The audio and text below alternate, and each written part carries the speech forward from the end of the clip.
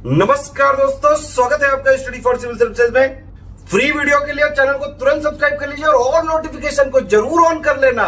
हमारा फ्री वाला टेलीग्राम ये वाला ग्रुप जरूर से जरूर ज्वाइन कर लीजिएगा। दोस्तों, एंशिएंट इंडियन हिस्ट्री के टॉप 500 क्वेश्चन की जो सीरीज हमने स्टार्ट की थी उसमें ये अगला वीडियो लेक्चर है और इस वीडियो लेक्चर में जो आगे के क्वेश्चंस हैं उन्हें हम देखने वाले हैं। यह जो पूरी सीरीज है इसका पीडीएफ इंग्लिश मीडियम का है और इसे बाइलिंगुअली एक्सप्लेन किया जाता है। तो अगर आप हिंदी माध्यम की इच्छा रखते हैं तो वह सीरीज पहले ही बन चुकी है, मेडिवल की भी बन चुकी है और एंशिएंट की भी बन चुकी है। उसका पापा वीडियो भी लॉन्च हो चुका है और उसे मर्ज करके एक में इकट्ठा करके जो 1500 क्वेश्चन की पूरी सीरीज थी जिसमें कि मॉडर्न वाला भी इंक्लूड था वो भी बना हुआ है, तो आप वहां जाकर देख सकते हैं। लेकिन अगर आप बाइलिंगुअल की इच्छा रखते हैं या इंग्लिश मीडियम वाली सीरीज की इच्छा रखते हैं तो यहाँ बने रहिए और इसको देखिए। अब यहाँ पर जो क्वेश्चन डिस्कस किए गए थे वो क्वेश्चन नंबर 90 तक था। क्वेश्चन नंबर 91 से जो आगे की स्टोरी है उसको हम देखेंगे और उससे पहले ये जो इन्फॉर्मेशन है इसको देख लीजिए। दोस्तों, हमारे जो पेड कोर्सेज हैं, पेड ग्रुप जो है वह अलग अलग सिविल सेवा परीक्षाओं के लिए, जो सिविल सर्विसेज एग्जाम्स होते हैं उनके लिए कंडक्ट किए जाते हैं। इसमें यूपीएससी के लिए भी लॉन्च किया गया कोर्स है, तो अच्छी बात है, आप इनसे जुड़ सकते हैं। आजकल कोरोना काल में घर बैठे तैयारी करने का एक बेहतर माध्यम है। यूपी ट्रिपल एससी द्वारा कंडक्ट होने वाले जितने भी एग्जाम्स होते हैं, हालांकि आजकल वैकेंसी ही नहीं आ रही है, दिक्कत है, और जो वैकेंसी आई थी उसका रिजल्ट नहीं आ रहा है, लेकिन फिर भी कोई बात नहीं, कभी ना कभी परीक्षाएं होंगी और भविष्य के दरवाजे कभी बंद नहीं होते। तो आप यहाँ भी जुड़ सकते हैं। जो प्रिपरेशन है अलग अलग कोर्सेज की है, अलग अलग परीक्षाओं की है, वो यहाँ कराई जाती है। ईपीएफओ के लिए इसे लॉन्च किया गया है, तो आप ईपीएफओ वाले कोर्स से भी जुड़ सकते हैं। और यहाँ तरह तरह के प्रोग्राम्स चलते हैं, जैसे कि प्रीलिम्स के लिए, मेंस के लिए, जो वैकल्पिक विषय हैं उनके लिए, जो आंसर राइटिंग का इवैल्यूएशन का प्रोग्राम है ये बहुत अच्छा है। यहाँ पर आप आंसर लिखकर सबमिट करेंगे तो उसका फीडबैक आपको 24 घंटे के अंदर दिया जाता है और आपको बताया जाता है कि आपके अंदर कमियाँ कहाँ हैं। उत्तर लिखना बड़ी बात नहीं होती है, उत्तर को जजवाना बड़ी बात होती है। उत्तर लिखने के लिए तो खराब या अच्छा सभी लिख लेते हैं। जो भी सिविल सर्विसेज के मैदान में कूदा है वो आंसर राइटिंग की जो विचारधारा है उसको दिमाग में लेकर ही आया होगा। वो जानता है कि कभी न कभी उत्तर लिखना पड़ेगा, पेन और कॉपी का यूज़ करना पड़ेगा। तो उत्तर लेखन वाला अभ्यास सभी करते हैं, छोटा बड़ा सभी करते हैं, लेकिन उसे जजवाना एक बड़ी फजीहत वाली बात होती है। बड़ी बड़ी जो कोचिंग वाले हैं वो इसके लिए बहुत ज़्यादा आपका शोषण करते हैं। यहाँ पर वो जो प्रोग्राम है आंसर राइटिंग का इवेल्युएशन वाला, ये काफ़ी अच्छा है। यहाँ आप कम पैसे में अपने आंसर को इवेल्युएट करा सकते हैं, उसकी जांच करवा सकते हैं और पता लगा सकते हैं कि आपके अंदर कितनी अच्छाइयाँ हैं और कितनी कमियाँ हैं। ये कुछ बातें हैं। और ट्विटर पे हमारे साथ बने रहिए। ट्विटर पे आजकल हमारा चैनल सक्रिय है, तो उसमें तरह तरह की क्विज और इसके अलावा माइंड मैप ये सब वहाँ आयोजित किए जाते हैं, आप उसका भरपूर लाभ लीजिए। और यूट्यूब पर जितने भी वीडियोज़ आप देखते हैं उसे लाइक और शेयर करने से मत चूकिए। हाँ, आपको लगता है कि वीडियो में कुछ कमियां हैं, कुछ सुधार की गुंजाइश है, तो आप कमेंट बॉक्स में बताइए कि आप उसके बारे में क्या सोचते हैं और आप किस तरह का सुधार देखना चाहते हैं। और यह जो पूरी सीरीज़ आपकी एमसीक्यूज़ की चल रही है, यहाँ ये वेबसाइट भी है चैनल की, इसे देख लीजिए, ये लोगो है। तो ये जो पूरी सीरीज़ आप देखते हैं, जितने भी एमसीक्यूज़ आप देखते हैं, तो एक दिन में जितने क्वेश्चन हल कराए जाते हैं उसको आप कमेंट बॉक्स में अपने से भी सॉल्व करके देने का प्रयास कीजिए। कहने का मतलब ये है कि जब प्रश्न आपके सामने आता है तो प्रश्न को देखिए, उसके बाद अपने से एक बार वीडियो को रोक कर अपने उत्तर को अटेम्प्ट कीजिए और उसके बाद यहाँ जो आंसर बताया जा रहा है उससे मिला लीजिए, मैच करा के देखिए कि आप खुद से कितने सही कर पा रहे हैं और आपने एक दिन में कितने सही किए उसका जिक्र कमेंट बॉक्स में जरूर करिए। अब चलते हैं आगे। क्वेश्चन नंबर 91 को देखिए। इसमें कहा गया है कि consider the following statements. Statements दिए हुए हैं, उन पर आपको कॉन्सिडर करना है और बताना है। ये जो स्टेटमेंट आपको नीचे दिख रहे हैं, एक दिख रहा है, दो दिखा, तीन दिखा और चार दिखा, ये 4 स्टेटमेंट है।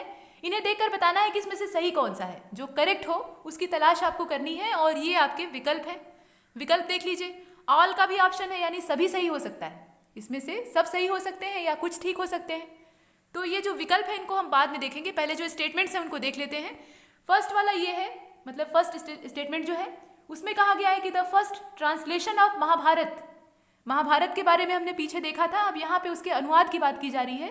तो जो अनुवाद है यानी ट्रांसलेशन है वो पहली बार तमिल भाषा में पेरुवदूर के द्वारा, माफ कीजिएगा, पेरू देवनार के द्वारा किया गया था।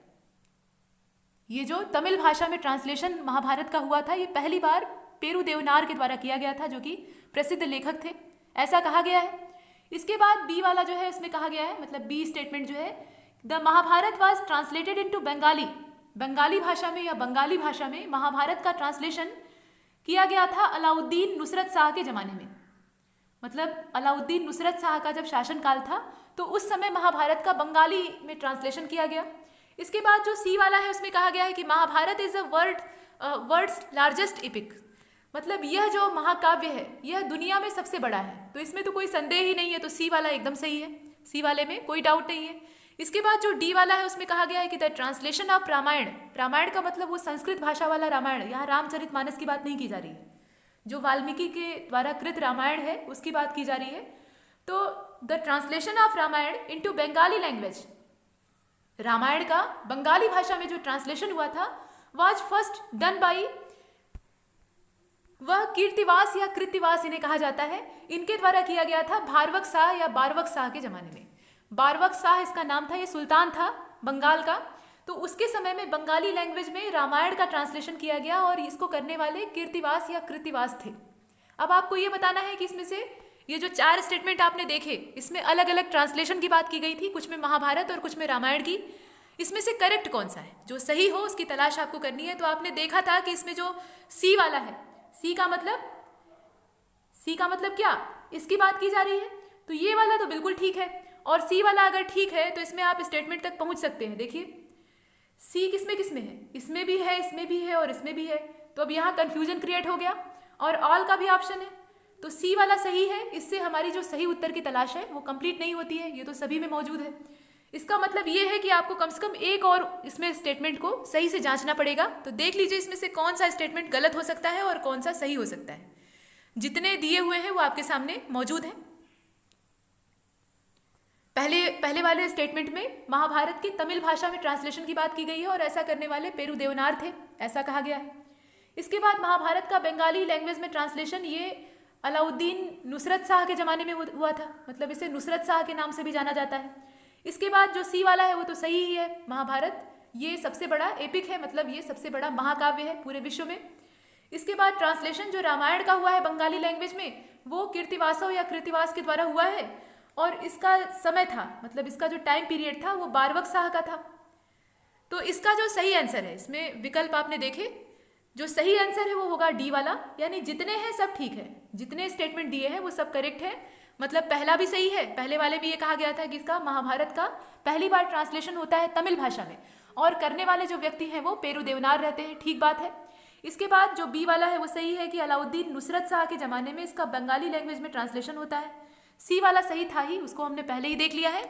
और डी वाला भी ठीक है कि बंगाली लैंग्वेज में रामायण का जो ट्रांसलेशन होता है वो कीर्तिवासो या कीर्तिवास के द्वारा किया जाता है और वो जमाना जो है वो बारवक शाह का रहता है।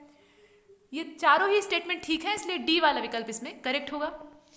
इसके बाद 92 नंबर का जो क्वेश्चन है उसको देखिए।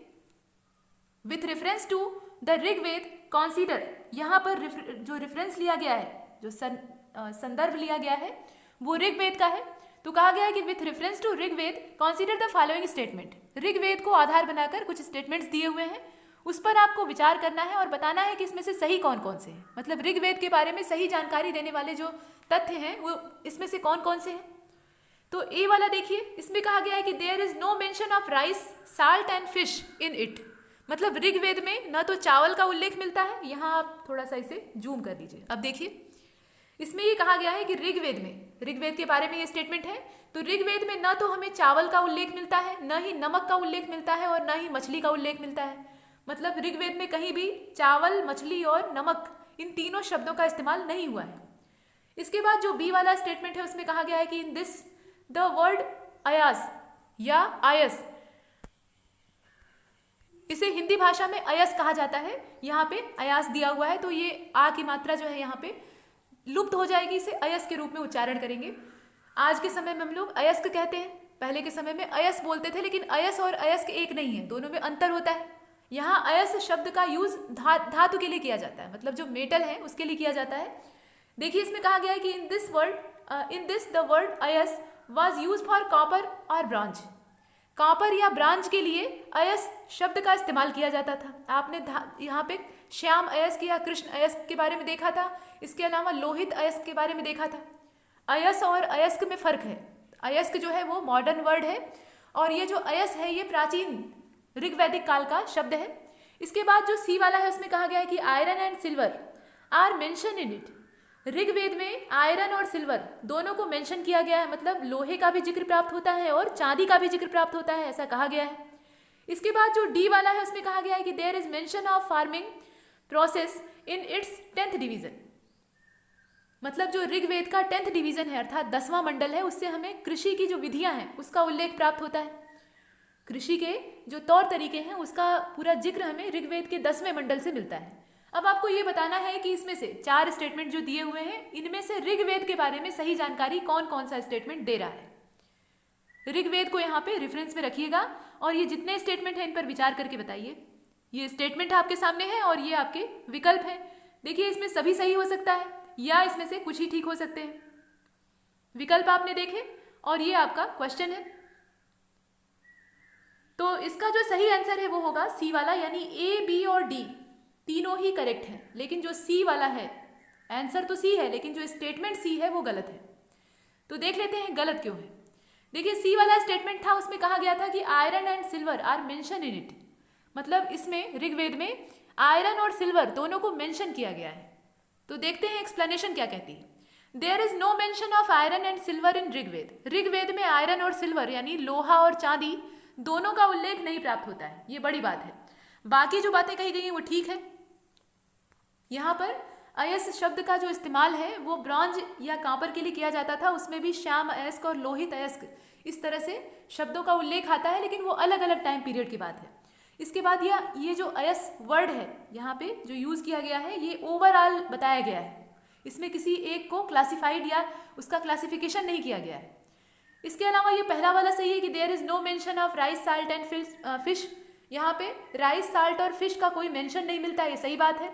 सिर्फ यही सी वाला जो था इसमें गलत था, इसमें मेंशन किया ही नहीं गया है। यहाँ पर अगर नॉट शब्द रहता या नो रहता तो इससे ये जो स्टेटमेंट था ये करेक्ट हो जाता। तो इसमें ए सही है, बी सही है और डी सही है।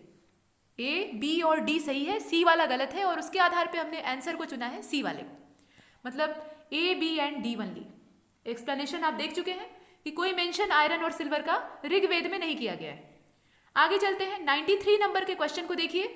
विच of the following pairs is are not correctly matched. एक से ज्यादा भी हो सकता है इसलिए आर दिया हुआ है और कोई एक भी हो सकता है इसलिए इज दिया हुआ है। अब हमें ये बताना है कि इसमें से कौन सा जोड़ा आपस में मैच नहीं करता है, करेक्टली मैच नहीं है।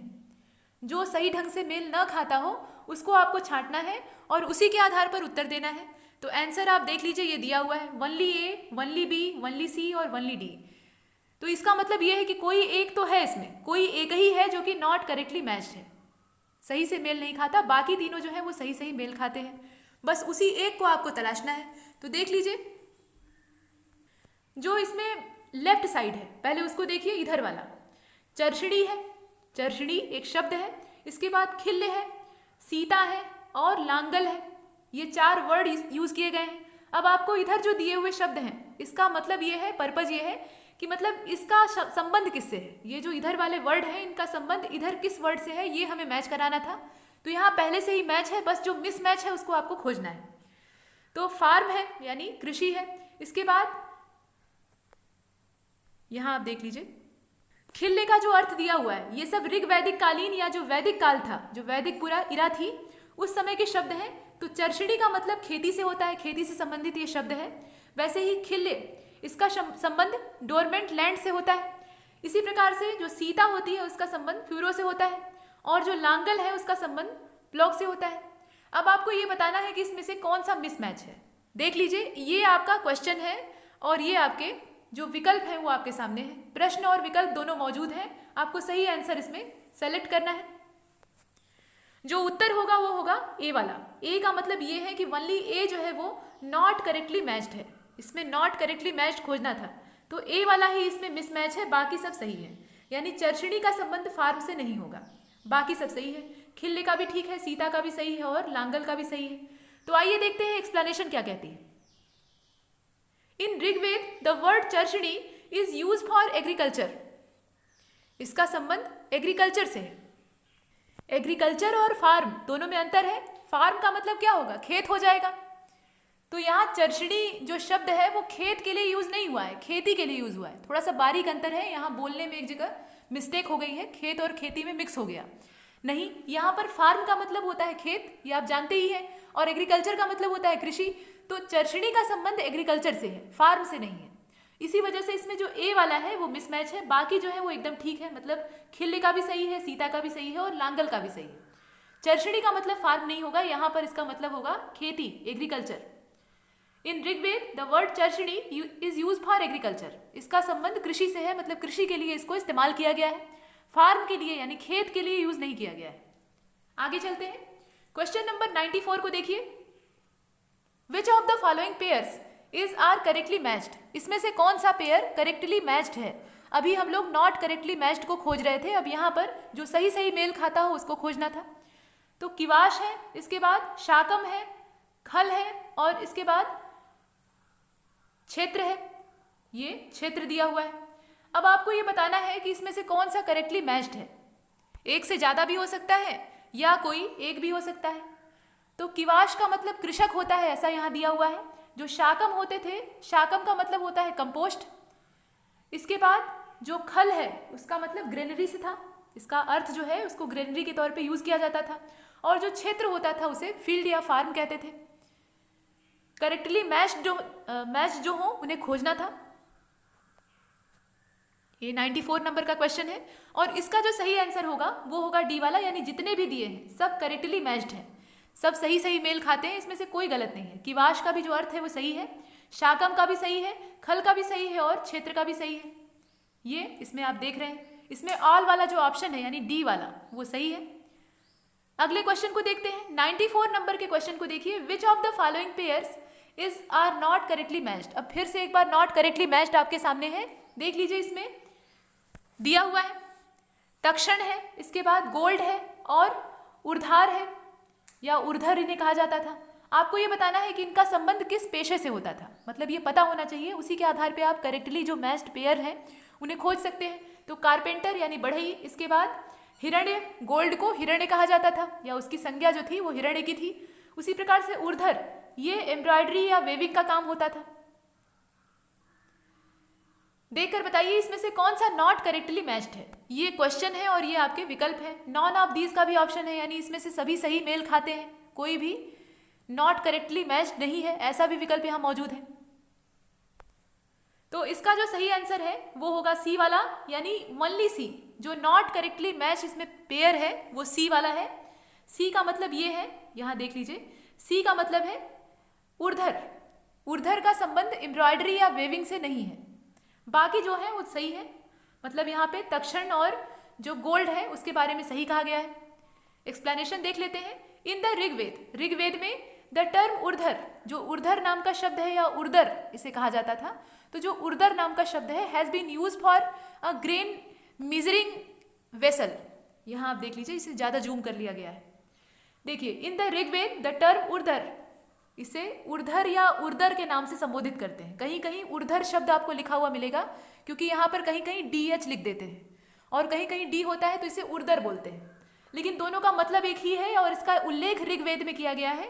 यहाँ पर इसे एक मीजरिंग वेसल के तौर पे यानी मापक बर्तन के तौर पे इस्तेमाल किया जाता था, जो कि ग्रेन को मापता था। अनाज को नापने के लिए जो नपना होता था, बर्तन होता था, वो यहाँ पे कहलाता था उर्दर। और इससे छोटा जो उपकरण होता था उसको द्रोणी कहा जाता था। तो ये कुछ शब्द है ऋग्वैदिक काल के, और इसलिए इसमें जो पेयर है वो करेक्टली मैच नहीं है। यहाँ उर्दर का मतलब दे दिया है एम्ब्रॉयडरी से, तो ये कढ़ाई से संबंधित नहीं है। क्वेश्चन नंबर 96 को देखिए। इसका जो आंसर था 95 वाले का वो सी होगा। इसमें हमें जो सही मैच ना करता हो वो खोजना था। 96 नंबर के क्वेश्चन में लिस्ट दी हुई है। लिस्ट 1 को लिस्ट 2 से आपको मैच कराना है। कौन सा देवता किस विभाग से संबंध रखता है। ऋग्वैदिक काल में या जो पूरी वैदिक इरा थी उस समय देवताओं के डिपार्टमेंट बटे हुए थे। हर देवता हर क्षेत्र में दखल अंदाजी नहीं करता था।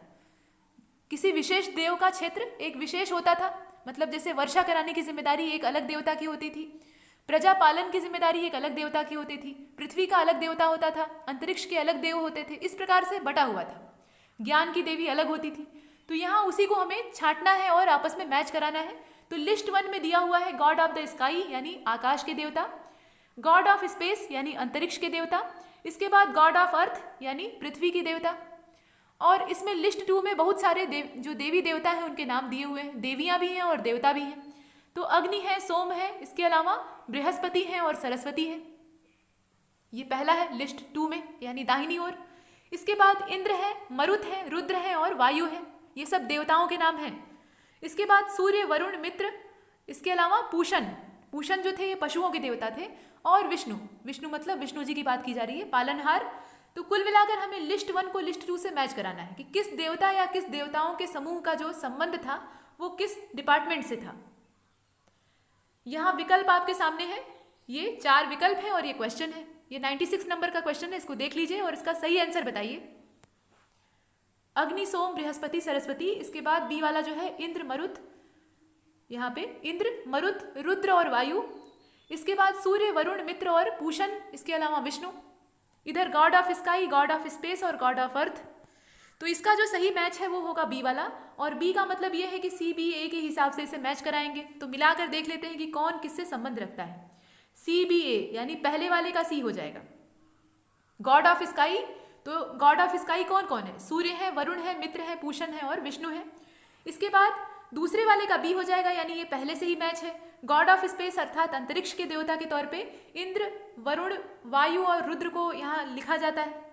अब बचा हुआ है गॉड ऑफ अर्थ, तो पृथ्वी के देवताओं के तौर पे अग्नि को, सोम को, बृहस्पति को और सरस्वती को देखा जाता है। सरस्वती मतलब क्या? देवी सरस्वती, ज्ञान की देवी। बृहस्पति जो थे वो देवगुरु थे। सोम मतलब चंद्रमा और अग्नि मतलब आप जानते ही हैं। तो ये इसका मैच है, इसी प्रकार से इसे मिलाएंगे और इसका जो सही आंसर है वो होगा बी वाला। चलते हैं 97 नंबर के क्वेश्चन की ओर।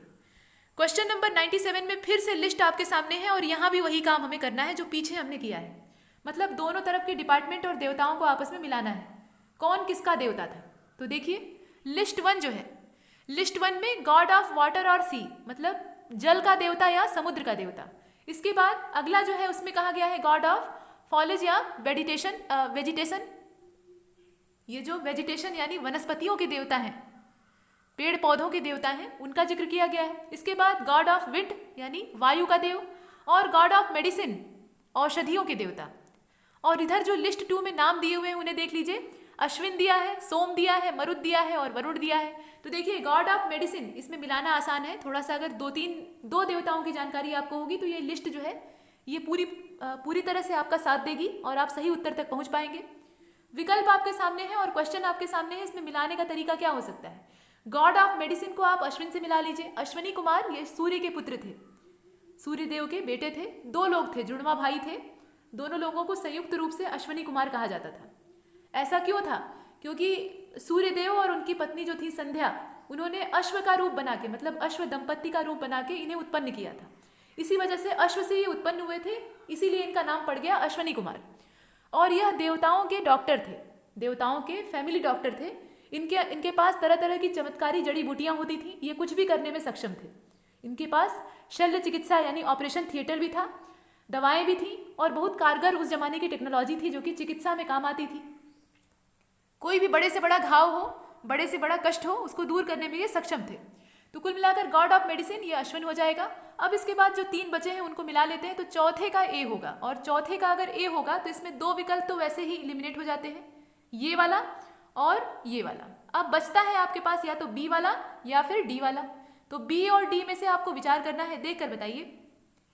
इसमें गॉड ऑफ विंड कौन होगा? हवा का देवता मरुत होगा, ये पहले से ही मैच है। मरुत जो है ये हवा के देवता थे, विंड के गॉड थे। तो तीसरे का हो जाएगा सी, चौथे का ए और तीसरे का सी। तो तीसरे का सी हमें कहाँ मिलेगा? तीसरे का सी हमें मिल रहा है डी वाले विकल्प में। जो डी वाला ऑप्शन है उसमें हमें तीसरे नंबर पर सी का विकल्प मिल रहा है और डी ही इसका आंसर है। तो 2 अगर आपको पता होंगे, 2 देवताओं का अगर आपको डिपार्टमेंट मालूम होगा तो आप सही उत्तर ढूंढ लेंगे। इसमें डी बी सी ए के हिसाब से इसे मिलाएंगे। तो डी बी सी ए के हिसाब से मिला लीजिए। देखिए ये 1 मिनट, हाँ, डी बी सी ए के हिसाब से इसे मिला लीजिए। पहले वाले का डी हो जाएगा। कहने का मतलब ये है कि जो जल के देवता हैं, मतलब वाटर के जो गॉड हैं वो वरुण है। वरुण देव को जल का देव या जल देवता माना जाता है। इसके बाद गॉड ऑफ विंड कौन है? मरुत है। इसी प्रकार से गॉड ऑफ मेडिसिन ये अश्विनी कुमार है। अब बचा है गॉड ऑफ वेजिटेशन यानी वनस्पति के देवता, तो ये सोम है। इस प्रकार से इसे मिलाएंगे। ये हमने देखा और इसका जो आंसर है वो डी होगा, मैच करा लिया गया इसे। आगे चलते हैं, क्वेश्चन नंबर 98 को देखिए। Match list 1 and list 2। List 1 को लिस्ट 2 से मैच कराइए और बताइए फिर से यहाँ पर कि कौन से डिपार्टमेंट जो थे, यहाँ अलग अलग देवताओं के नाम दिए हुए हैं और देवताओं के नाम नहीं दिए हैं बल्कि देवियों के नाम दिए हुए हैं। देवताओं की बात हमने बहुत कर ली, यहाँ पे गॉड नहीं है बल्कि गॉडेस है। कुछ गॉड भी हैं, मतलब कुछ देवता भी हैं लेकिन कुछ देवियाँ भी हैं। तो सबके नाम देखते हैं। लिस्ट 1 को लिस्ट 2 से यहाँ मैच कराना है। देख लीजिए, the oldest deity of Aryans, जो आर्यंस या आर्यन कल्चर के ओल्डेस्ट डाइटी थे उनका नाम। उसके बाद गॉडेस ऑफ मॉर्निंग यानी सुबह की देवी, ये दिया हुआ है।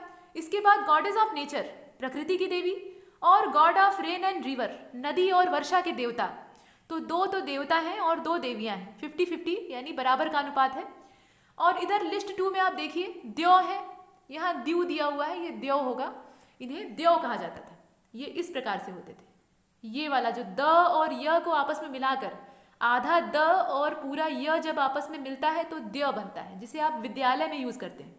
स्कूल की जो हिंदी होती है विद्यालय, तो उसमें जो द्य इस्तेमाल होता है वो कैसे बनता है, आधा द होता है और पूरा य होता है, उससे बनता है इस प्रकार का एक स्ट्रक्चर जिसे कि हम कहते हैं द्य।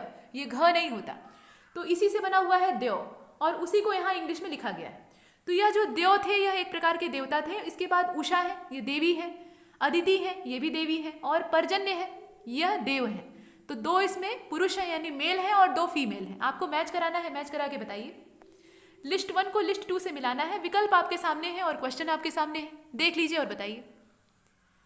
तो देखिए, इसमें मिलाने का ये तरीका हो सकता है। देवियों का कुछ पता है, कोई भी 2 अगर आपको इसमें भी मालूम होंगे तो आप छांट लेंगे। देखिए, गॉडेस ऑफ नेचर यानी सुबह की देवी उषा, सुबह का जो समय होता है सूर्योदय से ठीक पहले का, जब सूर्य की लालिमा आसमान में आ जाती है लेकिन सूर्य का दर्शन अभी नहीं हो रहा होता है, तो वो समय उषा काल कहलाता है। उषा काल के बारे में आपने सुना होगा। तो उस समय की जो देवी है, सुबह की जो देवी है उन्हें उषा कहा जाता है, और जो शाम की देवी है उन्हें संध्या कहा जाता है, ये आप जानते हैं। तो उषा जो है ये सुबह की देवी है, इसीलिए सूर्य को उषा कांत भी कहा जाता है क्योंकि ये उषा के पति है। अब देखिए, यहाँ पर गॉडेस ऑफ नेचर, यह जो है ये, माफ कीजिएगा, यहाँ गॉडेस ऑफ मॉर्निंग से मिलाना था और बात करने के चक्कर में उल्टा मिला दिया गया, सॉरी। इसको मिलाएंगे कैसे? गॉडेस ऑफ मॉर्निंग ये उषा है, तो 2 वाले का तो पहले से ही मैच है, ये सामने ही दिया है। इसके बाद गॉडेस ऑफ नेचर कौन है? अदिति है, इन्हें मिला लिया। अब बचे हैं दोनों भगवान जी लोग, तो एक देव है एक पर्जन्य है, इन्हें मिलाकर देखिए। दूसरे का बी होगा और तीसरे का सी होगा, और दूसरे का बी और तीसरे का सी, इस हिसाब से अगर मिलाइएगा तो इसमें से कौन सा मिलेगा? देखिए, इसमें 2 तो इलिमिनेट हो जाएंगे, ये वाला बाहर हो जाएगा क्योंकि इसमें दूसरे का सी और तीसरे का बी दिया हुआ है, और ये वाला भी बाहर हो जाएगा। लेकिन अभी भी 2 विकल्प जो हैं वो आपके सामने खड़े हैं, ये पीछा नहीं छोड़ रहे हैं। तो बी और डी में से आपको सेलेक्ट करना है। तो आपका सही आंसर कौन सा होगा? बी वाला होगा। बी का मतलब ये है कि ए बी सी डी ये पहले से ही मैच है। इसमें बेकार में हम सभी को बेवकूफ़ बनाने की कोशिश की जा रही थी। यहाँ पर ये पहले से ही मैच है, इसमें मेहनत ही नहीं करनी थी। देख लीजिए, ऐसे भी प्रश्न आते हैं, पहले से ही मैच होंगे लेकिन पूछेगा कि मैच करा के देखिए, मैच करके बताइए कि इसमें से सही ऑप्शन कौन सा होगा, जबकि वो पहले से ही मेल खाते रहेंगे। तो इसमें क्या होगा? The oldest deity of Aryans, मतलब आर्य सभ्यता के जो ओल्डेस्ट डाइटी थे यानी सबसे प्राचीनतम देव थे, वो देव के नाम से जाने जाते हैं। वैसे ही गॉडेस ऑफ मॉर्निंग ये उषा है, गॉडेस ऑफ नेचर ये अदिति है, सूर्य देव की माता, इन्हें अदिति कहा जाता है, और इन्हीं के नाम से सूर्य देव को आदित्य कहा जाता है। इसके बाद जो चौथा वाला है उसमें God of rain and river दिया हुआ है, तो ये पर्जन्य है, मतलब नदी और वर्षा के देवता, ये पर्जन्य है। याद रखिएगा, जल के देवता मतलब गॉड ऑफ वाटर या गॉड ऑफ सी, उन्हें वरुण कहा जाता है। जल के देवता वरुण है, और वर्षा और नदी के देवता जो हैं वो पर्जन्य है। दोनों में थोड़ा सा अंतर है, तो यहाँ दोनों से मिलते जुलते क्वेश्चन आ सकते हैं, तो कंफ्यूज नहीं होना है। इसके बाद 99 नंबर का क्वेश्चन जो है उसको देखिए, यहाँ फिर से लिस्ट आपके सामने है, एक के बाद एक लिस्ट आ रही है, देखते रहिए। तो लिस्ट 1 जो है उसमें फिर से कुछ गॉड और गॉडेस हैं, और जो लिस्ट 2 है उसमें इनके नाम दिए हुए हैं। तो आइए देखते हैं कि कौन किससे मेल खाएगा। गॉड ऑफ क्रिएशन यानी रचना के देवता या निर्माता। इसके बाद गॉडेस ऑफ नॉलेज, ज्ञान की देवी। गॉडेस ऑफ फॉरेस्ट, जंगल की देवी या वन देवी। इसके बाद गॉड ऑफ यज्ञ, यज्ञ के देवता। अब आपको बताना है कि लिस्ट 2 में कौन किससे मेल खाएगा। तो आप है, अब यहाँ पे आप का मतलब देवता से है, इसे आम आदमी पार्टी मत समझ लीजिएगा। तो यहाँ पे ये आप है। इसके बाद आरण्यानी है, ये जो आरण्यानी है ये क्या है? आरण्य की देवी है या अरण्य की देवी है, मतलब जंगल की देवी है। इसके बाद सरस्वती जी के बारे में तो सभी जानते हैं, और बृहस्पति है। अब आपको मिलाना है, तो मिलाकर देखिए कौन किससे मिलेगा। ये प्रश्न है और ये विकल्प है, तो इसमें जो गॉडेस है उनको पहले मिला लीजिए, लेडीज फर्स्ट। तो देखिए गॉडेस ऑफ नॉलेज यानी ज्ञान की देवी, ये सरस्वती है, मिला लिया। इसके बाद थोड़ी और अकल आ गई, तो अकल आ गई तो इसको मिला लेते हैं फॉरेस्ट वाले को आरण्यानी से। ये दोनों तो मैच कर गया, यानी दूसरे वाले का सी होगा और तीसरे वाले का बी होगा। तो आइए देखते हैं उत्तर में मिल पाता है कि नहीं मिल पाता, दूसरे वाले का सी और तीसरे वाले का बी। तो ऐसे इसमें दो विकल्प हैं, एक तो ए वाला है और एक बी वाला है, बाकी जो दो हैं वो बाहर हो जाते हैं। तो इतना करने से हमें दो इसमें से विकल्प एलिमिनेट करने में आसानी हुई, मतलब हमारा उत्तर या तो ए वाला होगा या फिर बी वाला होगा। तो मिलाकर देखिए, गॉड ऑफ क्रिएशन और गॉड ऑफ यज्ञ, निर्माता मतलब रचना के देवता जो है वो कौन है, और गॉड ऑफ यज्ञ यानी यज्ञ के देवता कौन है, इसे आपको बताना है। तो इसका जो सही आंसर है वो होगा बी वाला। बी का मतलब ये है कि ए सी, ये वाला ए सी बी डी, पहले वाले का ए हो जाएगा। ये अपने सामने ही लिखा हुआ था, गॉड ऑफ क्रिएशन जो है ये आप हो जाएगा, यानी आम आदमी पार्टी नहीं, ये प्राचीन देवता का नाम है। तो गॉड ऑफ क्रिएशन ये आप हो जाएंगे। इसके बाद गॉड ऑफ नॉलेज ये सरस्वती हो जाएंगी, आरण्यानी को हम लोग मिलाएंगे फॉरेस्ट की देवी से, और गॉड ऑफ यज्ञ ये बृहस्पति हैं, ये देवताओं के पुरोहित थे, देवगुरु थे। तो बृहस्पति जो है वो यज्ञ के गॉड है। यहाँ तक हमने देखा, और इसका जो आंसर था वो था बी वाला। ये था क्वेश्चन नंबर 99। अब चलते हैं शतक बनाते हैं, और शतक हमारा कैसे बनेगा, सेंचुरी कंप्लीट होगी 100 नंबर के एमसीक्यू को देखने से। यहाँ पर आपके सामने कुछ जो प्रश्न का मोड है वो चेंज कर दिया गया है, स्टेटमेंट दे दिए गए, तो अच्छी बात है, थोड़ा यहाँ पे बदलाव हो जाएगा। देखिए, कॉन्सिडर द फॉलोइंग स्टेटमेंट्स। देखिए इसमें जो पहला वाला स्टेटमेंट है उसमें कहा गया है कि the famous Gayatri mantra of Rigveda is dedicated to Savita. जो ऋग्वेद में प्रसिद्ध गायत्री मंत्र है वह सविता को समर्पित है, और सविता क्या है, ये देवी नहीं है, ये देव है। सविता जो शब्द है ये पर्यायवाची है सूर्य देव का। इसके बाद बी वाला जो है उसमें कहा गया कि the original purpose of worship for Rigvedic Aryans was other worldly, एक सेकेंड माफ कीजिएगा, Rigvedic Aryans was other worldly. इसके बाद मतलब परलौकिक, जो पारलौकिक चीजें हैं उसकी बात की जा रही है, जो कि अदर वर्ल्ड का हो, इस दुनिया का ना हो, दूसरी दुनिया का हो। इसके बाद जो सी वाला है उसमें कहा गया कि the principle of the origin of a king is first found in Aitareya ब्राह्मण। किंग का जो ओरिजिन है या उसके ओरिजिन का जो सिद्धांत है, मतलब राजा की उत्पत्ति का जो सिद्धांत है या राजा की पदवी की उत्पत्ति का जो सिद्धांत है वो हमें ऐतरेय ब्राह्मण से प्राप्त होता है, ऐसा दिया हुआ है। इसके बाद जो डी वाला है उसमें कहा गया है कि राजसूय यज्ञ, यहाँ यज्ञों का वर्णन आपको प्राप्त होगा। ये शतक आपने लगा लिया, अब आगे हम जब चलेंगे तो एक के बाद एक बहुत से अनोखे अनोखे यज्ञ आपको देखने के लिए मिलेंगे, उनका भी जिक्र होगा। फिलहाल राजसूय यज्ञ के बारे में दिया हुआ है कि the king was anointed with 17 type of water. 17 प्रकार के पानी से, 17 प्रकार के जल से, यहाँ पानी कहना थोड़ा हल्का हो जाएगा, 17 प्रकार के जल से या 17 टाइप के वाटर से किंग को नहलाया जाता था। राजसूय यज्ञ में ये प्रक्रिया होती थी, 7 नदियों का जल होता था। सप्त सैंधव प्रदेश का नाम आपने सुना है, तो 7 पवित्र नदियों का जल ले आकर उन्हें मिक्स किया जाता था और उसमें अलग अलग तरह के सुगंधित पदार्थ मिला के राजा को नहलाया जाता था।